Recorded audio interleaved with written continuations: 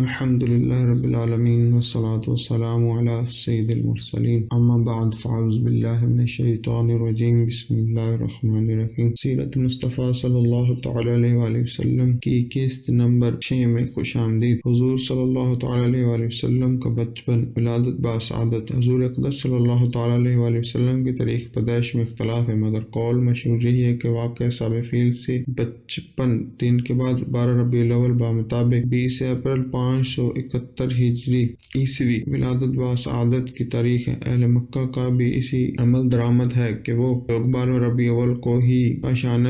نبوت کی زیارت کے لیے جاتے اور وہاں میلاد شریف کی محفل منعقد ہوتی ہیں۔ تاریخ عالم میں وہ نرالا اور عظمت والا دن کہ اسی روز عالم ہستی کے ایجاد کا باعث، گردش لیل و نہار کا مطلوب، خالق آدم کا رمز، کشتی نوح کی حفاظت کا راز، بانی کعبہ کی دعا، ابن مریم کی بشارت کا ظہور ہوا، کائنات وجود کے الجھے ہوئے گیسوؤں کو سنوارنے والا، تمام جہاں کے بگڑے نظاموں کو سدھارنے والا، یعنی سند الاصفیاء، اشرف الانبیاء، احمد مجتبی محمد مصطفیٰ صلی اللہ تعالی علیہ وآلہ وسلم عالم وجود میں رونق افروز ہوئے اور پاکیزہ بدن، ناف بریدہ ختنہ کیے ہوئے، خوشبو میں بسے ہوئے، بحالت سجدہ مکہ مکرمہ کی مقدس سرزمین میں اپنے والد ماجد کے مکان کے اندر پیدا ہوئے۔ باپ کہاں تھے جو بلائے جاتے اور اپنے نونہال کو دے کر نہال ہوتے؟ وہ تو پہلے ہی وفات پا چکے تھے۔ دادا بلائے گئے، وہ جو اس وقت طواف کعبہ میں مشغول تھے۔ یہ خوشخبری سن کر دادا عبد المطلب خوش حرم کعبہ سے اپنے گھر آئے اور والہانہ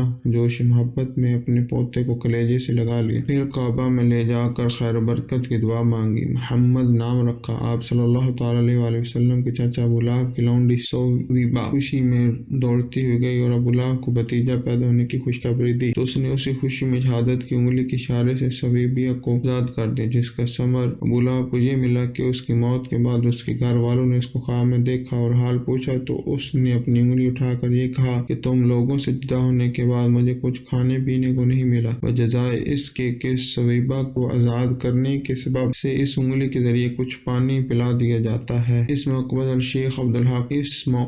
حضرت شیخ عبدالحق محدث دہلوی رحمۃ اللہ تعالی علیہ نے ایک بہت ہی فکر انگیز اور بصیرت افروز بات تحریر فرمائی جو اہل محبت کے لیے نہایت ہی لذت بخش ہے۔ وہ لکھتے ہیں کہ اس جگہ میلاد کرنے والوں کے لیے ایک سند ہے کہ یہ آن حضرت صلی اللہ تعالی علیہ وآلہ وسلم کی شب ولادت میں خوشی مناتے ہیں اور اپنا مال خرچ کرتے ہیں۔ مطلب یہ کہ جب ابو لہب کو جو کافر تھا اس کی مذمت میں قرآن نازل ہوا، آن حضرت صلی اللہ تعالی علیہ وآلہ وسلم کی ولادت پر خوشی منانے اور باندی کا دودھ خرچ کرنے پر جزا دی گئی، تو اس مسلمان کا کیا حال ہوگا جو آن حضرت صلی اللہ تعالی علیہ وآلہ وسلم کی محبت میں سرشار ہو کر خوشی مناتا ہے اور اپنا مال خرچ کرتا ہے۔ مولد النبی صلی اللہ تعالی علیہ وآلہ وسلم، جس مقصد مکان میں حضور اقدس صلی اللہ تعالی علیہ وسلم کی ولادت ہوئی، تاریخ اسلام میں اس مقام کا نام مولد النبی صلی اللہ تعالی علیہ وآلہ وسلم، نبی کی پیدائش کی جگہ ہے۔ یہ بہت ہی متبرک مقام ہے۔ سلاطین اسلام نے اس مبارک یادگار پر بہت ہی شاندار عمارت بنا دی تھی، جہاں اہل حرمین شریفین اور تمام دنیا سے آنے والے مسلمان دن رات محفل میلاد شریف منعقد کرتے اور صلاۃ و سلام پڑھتے رہتے تھے۔ چنانچہ حضرت شاہ ولی اللہ محدث دہلوی رحمۃ اللہ تعالیٰ نے اپنی کتاب فیوض الحرمین میں تحریر فرمایا ہے کہ میں ایک مرتبہ اس محفل میلاد میں حاضر ہوا جو مکرمہ میں 12 ربیع الاول کو